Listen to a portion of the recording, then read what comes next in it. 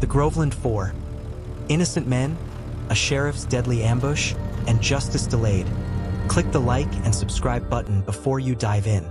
They called it a night of terror, but not for the reason the newspapers shouted. On July 16, 1949, in the small Florida town of Groveland, a 17-year-old white woman named Norma Paget claimed that she had been attacked after her husband's car broke down on a dark road. She said 4 black men had stopped, offered help, and then forced themselves on her. In Jim Crow, Florida, accusation was conviction. No investigation, no evidence, just words.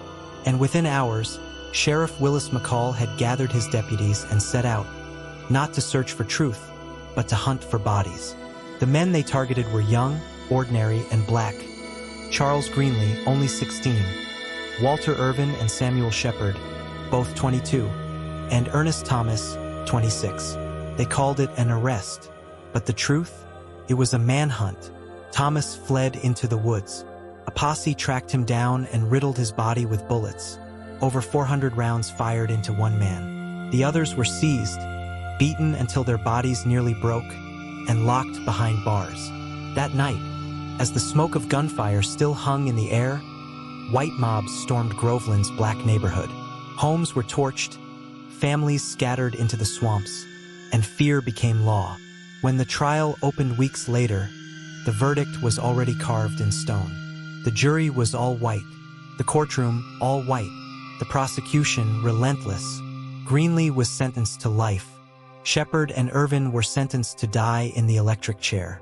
The confessions presented against them? Later, it would be revealed they were extracted under savage beatings. But in that moment, their fate seemed sealed. And yet, something unusual happened. The NAACP Legal Defense Fund, led by a young Thurgood Marshall, took the case.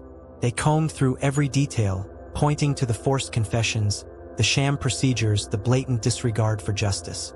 Against all odds, the Supreme Court intervened. In 1951, the convictions of Shepard and Irvin were overturned.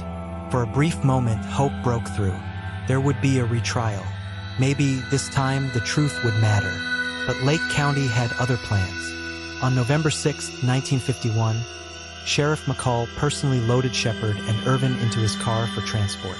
The night was dark, the road empty. Halfway there, he pulled over. Minutes later, gunfire shattered the silence.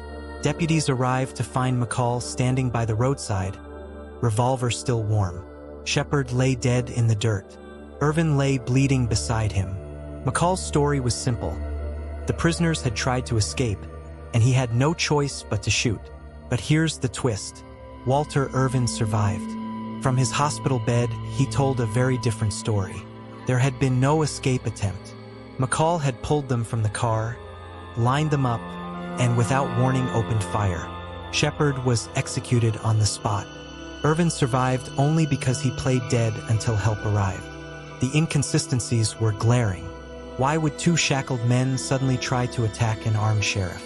Why were the wounds consistent with execution, not a struggle? But this was Florida. McCall was never punished. A grand jury refused to indict him. And Walter Irvin, still bleeding from bullets that were never meant to miss, was prepared for retrial, this time without his friend by his side. Irvin faced the courtroom once more, his body scarred, his voice steady, and once again, the all-white jury convicted him. Once again, the sentence was death. Only unrelenting national pressure from the NAACP kept him from the chair. Florida's governor commuted his sentence to life.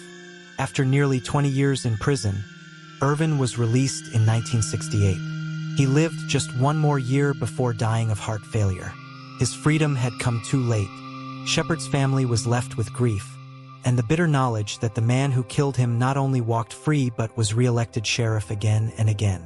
McCall retired comfortably, his power intact. Justice, for decades, was nowhere to be found. But stories like this don't stay buried forever. Slowly, the truth clawed its way back. Journalists dug through FBI records that proved what the men had said all along. The confessions were coerced, the trials poisoned by racism, the evidence non-existent. Civil rights activists pressed for recognition. Families refused to forget. And finally, decades later, the state of Florida listened.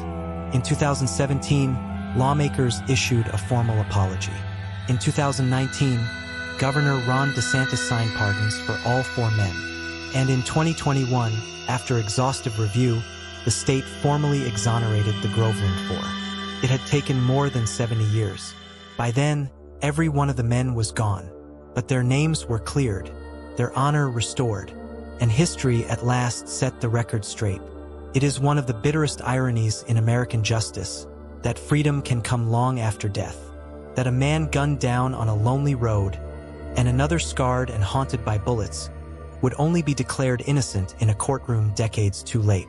Samuel Shepard, Walter Irvin, Charles Greenlee, Ernest Thomas, they were the Groveland Four, accused without proof, condemned without justice, but remembered today not as criminals, but as victims of a system that failed them.